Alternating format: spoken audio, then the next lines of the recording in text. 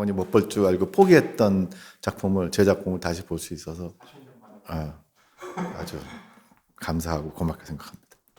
노란 깃발 같은 경우는 그랬던 것 같아요. 제가 뭐 노동 현장에 갈 기회도 없었고 주변에 이렇게 위장 취업을 했던 사람도 없고 이러다 보니까 그냥 이렇게 책으로만 봤던 거예요. 뒤틀리고 고통받은 노동자의 삶 같은 거를 자료로서 습득을 하고 이걸 해봐야 되겠다. 그래서 거의 이렇게 취재도 잘 못하고 이제 파업전야 때는 이제 철저하게 공장에 들어가서 취재를 해서 어떤 생생한 리얼리티 같은 걸 얻었다면 그때는 이제 학교 워크숍이고 이제 혼자 하다 보니까 그 자료에 의존해서 그냥 이럴 것이다 해갖고 그냥 대강 했던 것 같아요. 그렇기 때문에 지금 생각해보면 화면을 만약에 지금 다시 본다면 굉장히 낯뜨거운 게 많을 것 같고 그 당시 공장을 촬영하는 게 큰 문제여서 그 파업전야 때도 그랬지만 그때 가짜 시나리오를 썼던 기억은 나요. 화곡동에 어떤 맛집고박 비슷한 한 소규모 그 봉제 공장이었는데 거기를 어떤 아는 애가 천주교 신자인데 그 사장이 천주교 신자예요. 그래서 거기를 이렇게 말해보겠다. 근데 시나리오를 보여달랜다. 그래서 급하게 이게 가짜로 다르게 연애 얘기였나 뭐 그런 식으로 이렇게 그 여성 노동자의 그 사랑 이야기처럼 이렇게 해가지고 그 가짜 시나리오를 보여주고 사삭 찍고 사업주가 보면 안 좋아할 장면이 있으면 뭐 굉장히 마음 졸여하면서 찍고 그랬던 것 같아요. 기억이 화곡동에 있는 공장에서 그렇게 찍었던 기억이 나요. 실제로 제가 그 위장 취업에서 일해봤던 데도 그 성수동 쪽의 공장이었고 영화 촬영한 데도 성수동이었는데 그 공장은 아니지만 이제 그 회사는 제가 막 겨울에 그 영화 찍기 전에 선배한테 이 워크숍 작업을 같이 하면서 영화를 가르쳐 준 선배가 있는데 그 이상모 선배라고 그때 같이 스크립하고 했던 저희 과 후배의 아버님이 운영하시던 공장이었어요. 그래갖고 뭐 후배 아버님한테 말씀드리고 편하게 공장을 이제 일하는 날이었나 안 하는 거기까지 기억이 안 나는데 거기 보면 이제 그 엑스트라 동원도 쉽지 않을 때니까 그러면 그분들도 아마 일하고 있는 분들일 때 그 관리자 방 같은 데서 아마 찍었던 것 같기도 하네요. 원래 이제 미싱이 쭉 있고 일을 하잖아요. 그 중에 몇 자리에만 우리 연기자를 앉혀놓고 그냥 딴 사람들 일을 하는데 찍은 거죠. 그때 뭐 워크숍을 하면서 저희가 엑스트라를 동원하고 뭐 이럴 여력이 전혀 없으니까요. 그리고 그 음악을 이제 김민경 선생님한테 허락을 받고 듀엣으로 부르면 좋겠다 그래서 마포에 있는 그 아마 동양 녹음실인가 그럴 거예요. 저희들은 이제 녹음실 값만 꽤 비싸요. 녹음실 값만 한 20만 원 드는 것 같아. 다른 건 다 학생들이 하는데 뭐 우리끼리 라면 먹고 하면 되고 기재도 학교 거 쓰고 필름도 학교에서 흑백 필름 주는데 녹음실이 제일 큰 돈이었어요. 그 다음에 현상료 2개인데 아무튼 거기서 녹음을 하는데 제 친구가 이제 서울대 성악과 다니는 애가 있었고 원미연 씨가 그때 가수 데뷔했나 아니면 데뷔 전이나 하는데 우리 과에서 이제 노래 잘 부르는 거로 유명하니까 원미연 씨하고 둘이 듀엣으로 공장의 불빛을 엔딩곡으로 부른 거죠. 그때는 달리 커트를 욕심이 나서 한번 쓰려 그러면 달리를 저 대한극장 앞에 있는 신성상가 거기서 빌리는데 10,000원인가 20,000원인가 그랬어요. 하루에. 달리가 아시다시피 그 레일하고 이런 게 굉장히 크잖아요. 네, 그거를 지하철을 타고 옮겼어요. 그게 기억나. 그거를 용달차를 부를 생각과 돈도 없어서 그걸 갖고 지하철을 탔어요. 와, 대단한 것 같아. 달리를 가지고. 나는 귀찮아서 달리 안 쓰는데 이 사람은 달리 쓰는 사람이에요. 그게 욕심이 나서 그 이동차를 한번 써보고 싶어서. 회색인. 그러니까 제 성향 의심을 많이 받은 거예요. 그때는 성향이 확실하지 않으면 인정이 안 되는 시대였거든요. 이 영화는 관점이 소위 노동자 계급 관점이 아닌 거예요. 예.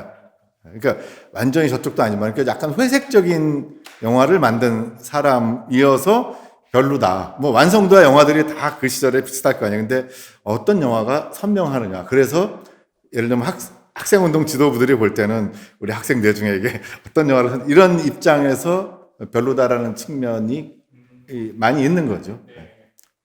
오버워치 작품이야 뭐 훌륭한 작품입니다. 그러니까 선무당이 사람 잡는다고 공장에 가보지도 않은 나 같은 사람은 그렇게 영화를 만들고 위장 취업을 했던 이 이은 감독 같은 사람은 그렇게 이게 뭐 회색지대에 있는 애매하게 그 자본가 편을 드는 거라고 볼 수도 있는 어떤 그런 영화를 만들고 뭐 이랬던 아무튼 저는 그랬던 것 같아요. 그게 그 노란색이 그때 이렇게 무슨 저항과 투쟁의 어떤 그런 의미를 담고 있었어요. 그런 의미로 이렇게 쓰여지고 그랬어요. 그 색깔 자체가. 그래서 제목을 노란 깃발이라고. 예. 그날의 오븐이나 공장의 불빛이나 이런 거를 상영하면서 이제 서로 이 존재들을 알게 되고 같이 뭉치게 된 거죠. 낭이섭 씨가 각 학교에 있는 것들을 모아서 그 작은 영화를 위하여 뭐 이런 그 상영회를 했어요. 거기서 아마 최초로 모였을걸요? 그리고 그 이후에 대학을 돌아다니면서 그 단편들을 묶어서 상영을 하고 그런 과정에서 이제 서로 존재들을 알게 돼갖고 뜻이 맞아서 이제 장편을 하자. 그러면서 장상곤매가 만들어지게 된 거죠. 87년 1학기 영화가 공장의 불빛이었고 87년 하반기 영화가 노란 깃발이에요. 그리고 그 베를린 영화제 간 게 88년 2월 베를린 영화제고 88년 6월에 성균관대학교 강의실에서 일요일이었나 뭐 그럴 텐데 이런 영화들 장동건 감독 영화 제 영화 이렇게 묶어가지고 이제 강의실에서 여러 사람이 보고 여름에 더운데 이제 캠퍼스에서 이렇게 둘러 앉아가지고 이제 서로 인사도 하고 정확하게 그때 그 모임을 누가 왜 모았는지 모르겠지만 종종 그 당시 작은 영화 운동이라 그래가지고 그 낭이섭 지금 얘기한 낭이섭 씨와 지금 부산영화제 집행위원장 하시는 전양준 씨, 그 다음에 독립영화계 유명한 김동원 감독 이런 분들이 단편 영화들 중에 좀 의식 있고 대중들한테 보여줄 만한 영화들을 이렇게 봤던 것 같아요. 그래서 그런 자리가 이제 만들어졌는데 그때 우리가 같이 이야기를 나눈 게 나도 20분짜리 한 편 만들었는데 이러저러 어려움이 있더라. 왜냐하면 학교에서 만들 때 도와줄 수 있는 몇 명 안 되잖아요. 영화에 대한 열이 있는 후배들이, 동료들이. 전부 비슷한 경험을 한 거예요. 우리가 그럼 모여서 만들면 합치면 60분이고 3시 합치면 60분이고 4시 합치면 80분이네. 장편도 되겠네. 그런 얘기를 그해 6월에 사람들을 만나서 그런 의견을 주고 받았고 그러다가 여름에 홍기성 감독인가 누군가가 이제 이렇게 한번 모여서 공동 작업을 해보자는 취지가 있다. 그때 홍기선 그다음에 이호인 씨가 선배로 있었던 것 같아요. 그러니까 이분들이 좀 약간 좌경향 있는 분들이 이제 저희 같이 순진한 사람들을 끌어모은 거라고 봐야죠. 결과적으로는. 근데 그때 서울예대 다니던 장동건 감독 또 중앙대 근데 복학생들이니까 그래도 학교 안에서는 파워가 있잖아요. 근데 한양대는 영화과는 아니지만 동아리 중에 공수창하고 장윤현이라고 하는 인재가 또 있었어요.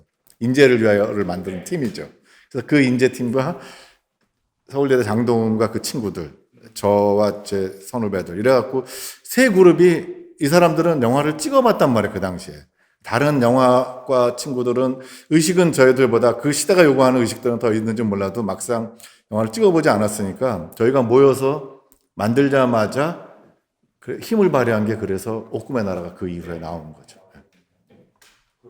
그렇게 뭉치는데 홍기성 감독님의 역할이 굉장히 컸죠.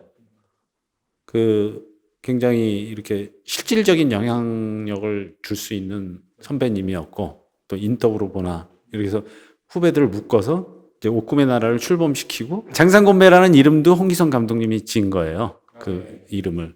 그러면서 그 옥금의 나라 같은 경우 본인이 직접 공수창 감독하고 시나리오도 쓰고 그러면서 이제 장상곤매가 만들어진 거죠. 사회에 이렇게 눈 떠가는 시점이었고 기왕이면 인식하게 된 어떤 세계에 관한 거를 작품 속에 담았으면 좋겠다라는 그런 소박한 생각에서 했던 거고 근데 이제 어떻게 우연치 않게 그날이 오면 같은 경우가 좀 이렇게 사람들이 좋아하고 여러 군데서 상영이 되고 하면서 그것 덕분에 이렇게 새로운 동료들도 많이 알게 되고 그래서 그 다음 스텝으로 모여서 장편을 하게 되는 어떤 그런 디딤돌 같은 게 됐던 것 같아요.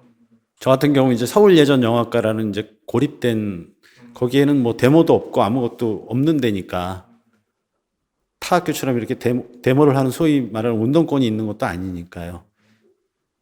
그런 이제 환경에서 저는 영화를 했었는데 이제 새로운 동료들을 알게 되고 그들로부터 이제 많은 영향을 받게 되는 거죠, 개인적으로. 그래서 이제 많은 학습도 하게 되는 거고, 그전에는 그런 걸 몰랐는데, 그냥 개인적으로 자료나 보고 책이나 보고 했는데, 이제 실제로 이제 뭐 말하자면 이제 그걸 의식화되는 건가요? 예, 그렇게. 저 같은 경우는 제가 이제 그 당시 시대 흐름상 생각이 있어서가 아니라 마치 트렌드처럼 이제 뭐 대학 동아리 친구들이 뭐 감옥 가고 막 이러다 보니까 저도 처음에는 복학하면서 그냥 그렇게 민주화 운동 쪽으로 갈까 하다가 또 아니면 노동 운동 할까 하다가 이제 학교로 돌아갈 때 그때는 한 비겁한 생각이 들어요. 학교로 돌아갈 때는 치열하게 막 사회 변혁을 위해서 일하지 않고 내가 학교로 돌아가는 건가? 나라는 인간은 뭔가? 그때 이제 제 모델이 임권택 감독이었어요. 그래서 또 하나 핑계는 지금 젊은이들이 현장에서 이렇게 저렇게 하고 있지만 과연 평생을 걸고 그렇게 할 수 있는가 저들이. 내가 현장에서 끝까지 갈 수 있느냐. 영화라면 그렇게 할 수 있을지도 모르겠다. 그래서 임권택 감독처럼 한 30년이 지나서도 나의 지금 생각이 바뀌지 않는다면 나는 영화로 큰 영향을 미칠 수 있을 거야. 이런 마음으로 학교로 갔고, 그리고 영화를 배워서 처음 만든 게 공장의 불빛이란 말이에요. 그리고 지금 이제 그 30년이 와 있잖아요. 그죠? 그리고, 이제 저는, 좀 알 것 같아요. 우리 사회가 얼마나, 이렇게 분단의 문제가 뭐고, 노동의 문제가 뭐고, 이제는 어른이 된 것 같아요. 그러면 그때 마음 먹은 대로 이제 제가 영화 한 편 만들면 임권택 감독처럼 수많은 국민들이 보고 영향을 받아야 되는데 과연 그런가? 잘 모르겠어요. 그렇다고 아닌 것 같지도 않아요.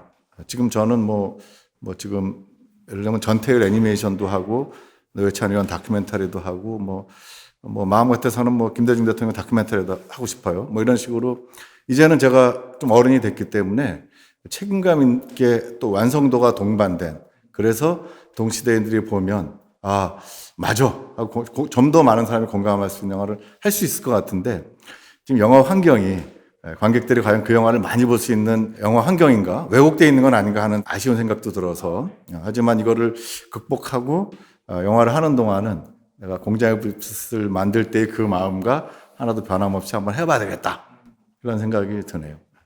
뭔가 지금 이제는 좀 이렇게 눈치 보고 막 그러지 말고, 본인이 정말 이 영화가 아시다시피 뭐 하고 싶다고 해서 되는 게 아닌 거지만 그렇기 때문에 맨날 눈치를 보고 비율을 맞추려고 그러고 노력을 하고 이러다 보니까 이제 이게 뭐 자기가 자기 게 뭔지도 모르게 되고 막 이렇게 다들 되는 것 같은데 좀 파업전야나 그 전에 노란 깃발 그리고 그날이 오면을 만들었던 그때 초심 아무것도 몰랐던 근데 또 어떻게 돌이켜보면 아무것도 몰랐지만 아무것도 모르는 것도 아닌 그런 상태인 것 같아요 그때가. 그러니까 지금은 그때에 비해서 더 현명해졌고 세상을 더 많이 알게 됐고 인간이라는 존재에 대해서 더 많이 깊이 이해하게 됐다라고 생각할 수도 있지만 아닐 수도 있다는 그때 어렸을 때 그냥 직관적으로 한번 딱 본 게 그게 오히려 더 맞는 걸 수도 있는 거고. 그래서 아무튼 그런 여태까지 30년 동안 나름대로 가져왔던 그런 경험 같은 걸 좀 무시하고 이렇게 뭔가 새 출발해서 정말 이렇게 그런 영화를 좀 해보고 싶은 생각이 있어요.